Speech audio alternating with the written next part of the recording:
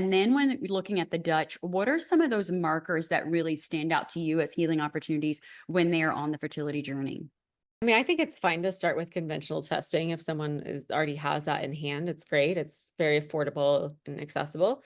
So that would look like doing usually a cycle day 3 test and a cycle day 21 or 7 days post ovulation test for progesterone and maybe some other things.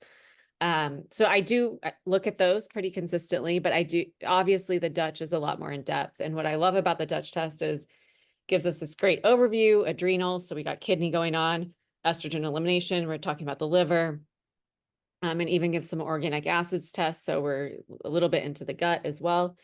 And with this overview, there's just so many potential healing opportunities, really, because we're noticing what's the relationship between these? What's the relationship between progesterone and estrogen, depending on if you do this Dutch complete or the Dutch, there's different variations of that. But I most often run the Dutch complete, and I am looking at that relationship between progesterone and estrogen and seeing how that alignment is going, looking at how the adrenal system is doing. So how is their nervous system? How are they in a fight or flight state often? What's their cortisol like?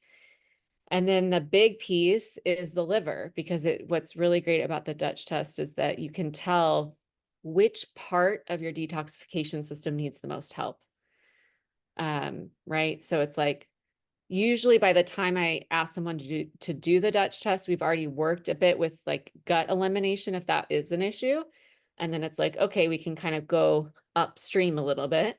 And then we're talking about, is it phase 1 of the liver detoxification system? Is it phase 2?